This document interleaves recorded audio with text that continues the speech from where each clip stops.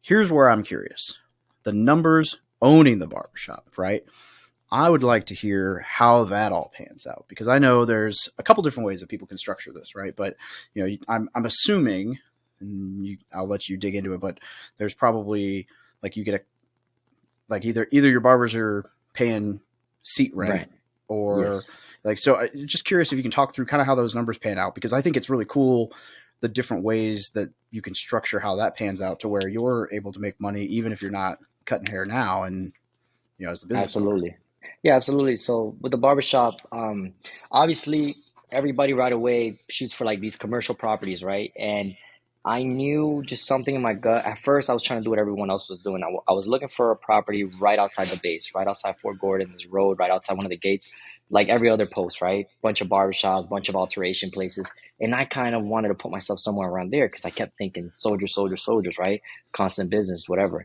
Then, as I really looked through, I didn't like a lot of those plazas. And then not only that, too, I didn't want to like respectfully, I didn't want to step on no one else's toes. I knew our shop was going to be different off the jump, just by our customer service, the type of music we're going to play, having all of our barbers greet everyone wear uniform. I knew what type of shop layout we wanted and whatnot. So I just drove around all day one day with my brother-in-law because at the time, since I was still active duty, I needed someone to help me to run that shop while I wasn't there. Right? You can't just jump in a shop, especially in a new town or new city, and be like, I'm gonna open up the shop by myself. All this overhead, you're gonna cut all month just to pay bills. It's not gonna cut it. So I knew I needed someone to help me, and I had to help them. We needed more barbers as hands on as we could. At that time, we call him like an uncle, but he's somebody that I also jumped in the barbershop business with at one time in Florida. He's seen me since grow since I was a kid, and that's why I call him like an uncle. He came out here too, willing to help us cut hair for the first few months. So shout out to him. And what happened was we kept looking for these plazas, and everything was either too expensive, right? 2,500, $3,000 a month. And I'm like, man, I'm an E5. So at the time, I'm like, I don't know if maybe I could cut hair and make that money, whatever. But I was like, I don't know if that's enough because I know all these places I go into, we got to put, stations, chairs, mirrors. That easily adds up 20 to 40 grand real quick. Flooring, painting, the sign on top of the plaza, the sign out by the street front area. It's just all these permits you got to put in and stuff. So I just knew I'm like, hold on. So thankfully, I was able to. We found an area in between these neighborhoods, right? And everyone would have probably thought it was crazy because everyone wants to go for the most commercialist thing possible, busy intersection. But instead, there's this plaza that was connected to like a neighborhood, and right in front of that neighborhood, there's a golfing community, a big neighborhood, and all these homes go for more than $500,000 and up. And then I have the neighborhood right behind me that probably has like easily thousands of homes, and they're still building new construction homes in there. So I pretty much, in my opinion, I was like, you know what?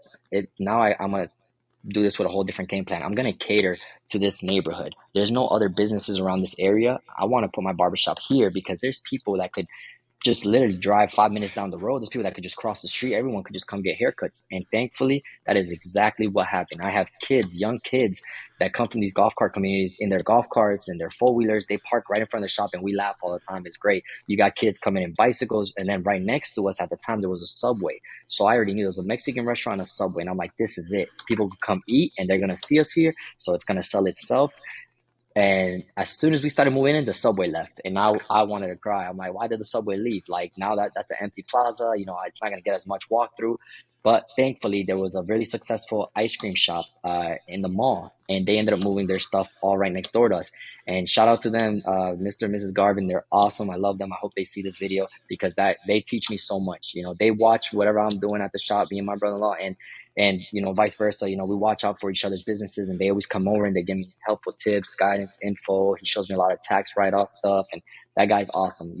It's been an honor to meet him, and it's been great. And ever since that, just like that, we cater to the neighborhoods now. And then thankfully, little by little, it picked up. Now we got nothing but soldiers coming in there as well, so they'll take the 15-20 minute drive and they'll come see us too. We do military discounts, and We have booking apps, so a lot of them come in throughout the day in uniform, police officers, neighborhood people, firefighters.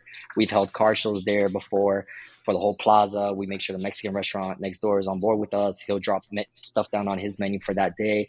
The ice cream gives out deals, and we just try to do anything for the community, right? We ended up painting all the parking lot lines for the whole plaza. We pressure washed the whole building without no one telling us to do so, nobody paying us to do so, but we know this is also going to feed us, right? We need the place to look trashy or messed up. So we took initiative doing all of that without the owner telling us to do that, none of that. We just did it for ourselves, just to make the place look cleaner. And people, people are appreciative of that. And that's just a good feeling, you know. Yeah, I like it. I think that's really cool that you went with the location where there's, good foot traffic and not necessarily the same crowd, right? Correct. The barbershop that I went to in Oceanside when I was getting out of the Marine Corps was similar. Maybe not quite as close foot traffic wise to a neighborhood, but it wasn't on the main drag where all the service members went, but it was in a little strip next to some restaurants and Yeah. stuff. And Yeah. ironically, a bunch of my friends all like we didn't know that we went to the same barbershop until we started running into each other. And I'm like, oh shoot, we all use the exact same barber. And then turns out he's a awesome dude, and we all Yeah. go out of our way to bump into him. He ended up starting his own barbershop as well about a year and a half ago. Nice. So Nice. he's a good dude. But And um, that's what I shoot for with my barbers, especially my young guys. I came from Florida. It's like I don't expect anyone to be my employee or my barber for years to come. I know it's a revolving circle, and I push them, and I tell them, hey, look, like this is how I did it. If you need help, and I know when they all watch this video, they know I'm being nothing but truthful and honest. I push them. We have talks every day when they stop cutting hair and we're done. We just hang out sometimes. We drink a beer, whatever, and we just talk for hours, to the point our wives are calling us like, "Hey, where are you guys? You guys stop at 6, but it's 10 o'clock at night. We're just hanging out and talking numbers and business." And I expect people to keep growing past just that. I hope one day they all become owners, and maybe one day they're gonna want to partner with me if they don't have enough funds, and that's cool with me. I'll help them and we'll guide them. I have that layout now, that blueprint. We know what to do, how to do it, how to attack it. It worked. Nothing but 5-star reviews on Google, so obviously we're doing something right, right?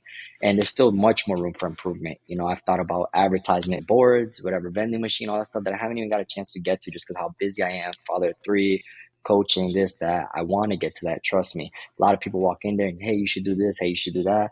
Everyone's going to have an opinion. Everyone wants to run a business differently. But to be honest with you, I take in what I want to take in, and I respectfully thank you. I'm always going to give people the respect. I'm like, okay, okay, yeah, yeah, yeah, you're right, I should do that. But in my head, I'm like, it's too easy for everyone to do this, do that, do this, but it's hard to do all that while you're also working. It's different if I'm just being a full-time supervisor and I'm just walking in there and collecting money and walking right out. Then it's like, hey, what are you doing with all this extra time? But also when I'm playing a team role, I'm in there, cutting hair, and I'm in there as well. It's hard for me to get out from that work day, and I still got to go wash towels at the laundromat. I still got to go do this. I still got to go pay the rent this week. I got to go run around, go do this, go do that. That's what people aren't understanding. And that's where, running a business, it's meant to be hard, right? If it was easy, everybody would do it. So it's meant to be hard. And don't get me wrong, I'm working, I'm doing all this now because eventually, once I have all this passive income, would love to just dive right into real estate. But for right now, I'm trying to find stuff that pays me religiously monthly, and then I want to dive into that. I'm just trying to open up more capital for right now, so then I could go off and venture and do other things. But for right now, I'm all about passive income, just because I think of long term. God forbid something happens to me today, I want my kids to have to be able to fall back on something. I left a business, I left a home, I left this, I left that, and that's mainly my goal. I always think long term. I'm always thinking, 1, 3, 5 year plans out. To me, a year blows by. The military taught me that a year is so fast. You do your deployment, you're back home. So to me, a year is nothing. I'm always, oh, next year I'm gonna do this, and I start working on it. My wife's always like, you need to relax, you need to chill. I'm always like, no, no, no. Like I'm impulsive, and it's a good and bad thing. But thankfully, being impulsive has once again allowed me to be where I want to be today with that stuff. So